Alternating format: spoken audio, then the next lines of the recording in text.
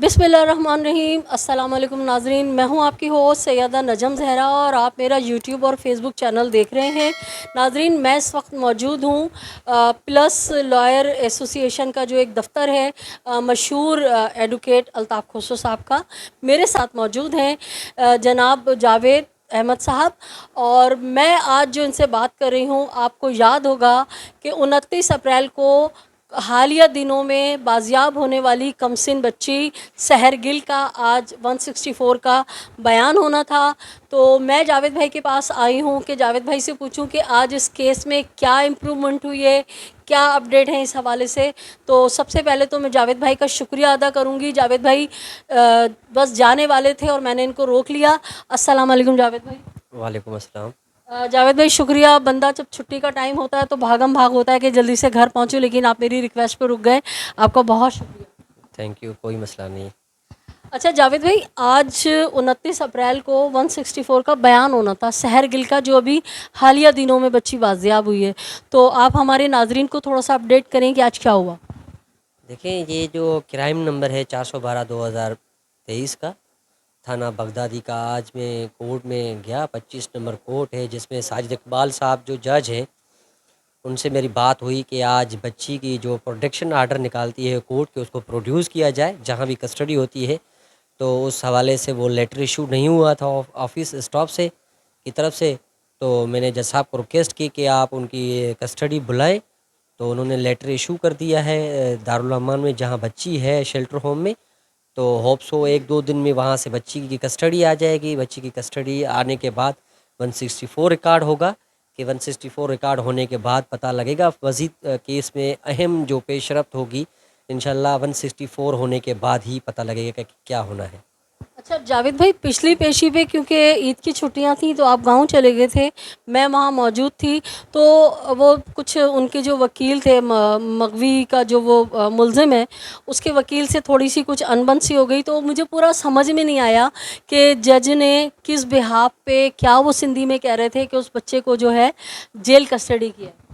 देखिए, जब इस तरह के मैटर्स होते हैं बच्ची की अगवा के या 365 बी के, तो इन केसेस में जब तक कोई जो बंदा मुगवी हो जाता है, अबडक्ट हो जाता है, किडनैप हो जाता है, तो उसकी रिकवरी के लिए जो है वो उसको पुलिस कस्टडी जो है फ़र्दर दी जाती है कि केस में कुछ न कुछ इम्प्रूवमेंट आए, रिकवरीज़ हो। कोई वेपन है, कोई बच्ची की रिकवरी है या कुछ मज़ीद इन्वेस्टिगेशन करनी है। क्योंकि लॉ तो ये कहता है, इसमें सेक्शन है 61 सीआरपीसी का, और कॉन्स्टिट्यूशन का भी सेक्शन है इसमें 11 के। वो कहता है कि 24 आवर्स में अगर इन्वेस्टिगेशन कंप्लीट नहीं होती तो वो मैजिस्ट्रेट के पास वो जो आईयू है, इन्वेस्टिगेशन ऑफिसर, वो कस्टडी प्रोड्यूस करेगा, उससे परमिशन लेगा कि मुझे फ़र्दर डिटेंशन के लिए परमिशन दी जाए कि मैं फ़र्दर इंट्रोगेशन करूं रिगार्डिंग द केस। तो नेचर ऑफ केस को देखकर वो जज जो है उसकी रिमांड जो है फ़र्दर एक्सटेंड करता है, उस पर रीज़न्स लिखता है। तो इस वजह से वो कस्टडी आई थी मुलजिम की, लड़के की, तो उस वजह से उनको जेल कस्टडी कर दिया है। क्योंकि पुलिस कस्टडी में फ़र्दर इंट्रोगेशन होती है ताकि वो बंदा जो है वो आईओ को पुलिस थाने में ही हैंड ओवर होता है कि आप इनसे मज़ीद पूछताछ करें कि ये क्या है, उसको मामले की तह तक ओरिजिनल जो ट्रुथ होता है उसको फाइंड आउट करने के लिए। तो इस हवाले से मज़ीद उसमें पेशरफ्त होनी नहीं थी क्योंकि बच्ची तो ऑलरेडी वहाँ पर रिकवर हो गई थी और बच्ची का 164 नहीं हुआ इस वजह से कि ओसिफिकेशन टेस्ट जो है, जो वो बोन से करते हैं कि इसकी एग्जैक्ट एज क्या है। अगर डॉक्यूमेंट्स हैं और डॉक्यूमेंट्स वो कह रहे हैं, इंडिकेट कर रहे हैं, उनमें एज जो लिखी हुई है वो कम है और बच्ची खुद को क्लेम कर रही है कि मैं एडल्ट हूँ, 18 ईयर की हूँ, तो ये अगर दो डिफरेंट ओपिनियन आ जाते हैं तो इन केसेस में जो है वो जज साहब जो है ओसिफिकेशन टेस्ट का आर्डर करते हैं। क्योंकि वो एस ओसिफिकेशन टेस्ट जो है वो प्रवेल करती है डॉक्यूमेंट्री एविडेंस के जो सर्टिफिकेट्स हैं, जैसे बर्थ सर्टिफिकेट हो गया, एजुकेशनल सर्टिफिकेट्स हो गए। तो इस वजह से पेशरफ्त जो थी उस वक्त नहीं हुई थी। तो जज साहब ने आईओ को डायरेक्शन दी, एक तो ओसिफिकेशन टेस्ट करवाओ और दूसरा फर्दर इंट्रोगेशन करो कि लड़के के साथ और कौन कौन से मुलविस हैं, क्या क्या रिकवरीज होनी है और मज़ीद क्या हुआ है। तो इस हवाले से 2 दिन कुछ को रिमांड दी गई थी, 2 दिन में वो कुछ प्रोग्रेस नहीं लेकर आए। तो ये भी एक ग्राउंड है कि उसे जेल कस्टडी किया जाता है कि अगर कोई प्रोग्रेस आईयू नहीं लेकर आता, ये 2 दिन के अब उसे 48 घंटे दिए गए उसके बावजूद उसकी प्रोग्रेस ज़ीरो है, एक सिंगल पेपर नहीं बनाया, किसी कहीं पर छापा नहीं मारा, कोई विजिट नहीं की, तो इस वजह से उसको जेसी कर दिया और बच्ची को रिमांड बैक कर दिया वहाँ वहीं पर दारुल अमान में सेफ कस्टडी के लिए शेल्टर होम में। तो जब तक ओसिफिकेशन टेस्ट आ जाए उसके बाद ही इस किसी हम हतमी फैसले तक पहुँच सकें। अच्छा सर, हमने इस केस में देखा कि जब मैडम शैला रज़ा ने प्रेस कॉन्फ्रेंस की तो पुलिस की दौड़ें लग गईं और 2 दिन में बच्ची बाजियाब हो गई। इस केस में हमने एक ख़ास चीज़ देखी कि मुलज़िम आता है तो हथकड़ियाँ लगा हुआ आता है और बाकायदा चेन में ना। लेकिन हम एक केस को कवर कर रहे थे दुआ ज़हरा को, लेकिन उस केस में हमने देखा मुलज़िम बड़ा वीआईपी प्रोटोकॉल में आता है, ना उसके हाथ में हथकड़ी है ना कुछ है। ये क्या सीन है? मतलब एक ही जगह पे 2 कानून, 2 सिस्टम कैसे? ये मैं इसलिए पूछ रही हूँ कि नाज़रीन आप मुझसे कमेंट्स में बहुत सवालात करते हैं इस बारे में, तो ये कानूनदान है, ये बेहतर जवाब देंगे। अच्छा देखें, ये तो नेग्लिजेंस आईओ की है, पुलिस की नेग्लिजेंस है कि अगर किसी अक्यूज़ को, क्योंकि ये तो लॉ है, लॉ फॉर ऑल इक्वल है सबके लिए आपके लिए भी वही लॉ है, मेरे लिए भी वही है। अगर मैं कोई भी ऑफेंस कमिट करता हूँ वो कंट्रोरी टू लॉ है और ऑफेंस है, प्रोहिबिटेड है कानून में, तो सबके लिए लॉ है। कि उसके लिए एक और चीज़ भी है इसके साथ साथ कि जो जुवेनाइल होते हैं, बच्चे होते हैं, एक जुवेनाइल जस्टिस ऑर्डिनेंस है 2018 का एंड 2000 का, 2000 का, 2018 का। इसमें एक एग्जम्पशन है कि बच्चे की कस्टडी जब लाई जाएगी तो बच्चे को हैंडकफ नहीं दिया जाएगा। तो इन शेक में हैंडकफ दिया जाता है, बच्चे को हथकड़ी लगाई जाती है, अगर ये तो सबसे पहले ये डिटरमाइन हो कि वो बच्चा है या नहीं है। तो इसको ये है कि वहाँ से एस्केप ना हो जाए, भाग ना जाए, इस सिनेरियो में वहाँ पर उसको हथकड़ी लगाते हैं। लेकिन यहाँ पर काफ़ी नेग्लिजेंस भी होती हैं, यहाँ पावरफुल अक्यूज़ होते हैं। तो आईओज़ अक्सर बाज़ औक़ात आपने देखा होगा कि बड़े एडल्ट अक्यूज़ भी आते हैं तो हथकड़ी के ऊपर रुमाल रखते हैं। नाज़िम जोखियों के केस में आपने देखा था कि वो सरदार जब भी आए, आप नोटिस करें वहाँ से प्रीवियस, वहाँ से यूट्यूब से निकाल कर वीडियोज़ देखें कि उनकी किसी के पास हथकड़ी आपने नहीं देखी होगी। ये डबल स्टैंडर्ड्स लॉज़ जो हैं ये आईओज़ बनाते हैं। पुलिस की तरफ से कुछ न कुछ निचली रैंक पे उनको दिया जाता है फ़ेवर, लेकिन आई थिंक कि हर जगह एक ही नहीं है निज़ाम। काफ़ी बहुत सारे अच्छे ऑफ़िसर्स भी हैं, अच्छे बहुत सारे अच्छे जजेस भी हैं, तो इस वजह से नहीं होना चाहिए। कुछ नेग्लिजेंस है और कुछ लॉ उनको एग्जम्पशंस देता है, परमिशन है, कुछ इस्तिस्ना होती है उनको जुवेनाइल कैदीज़ को जो भी होते हैं।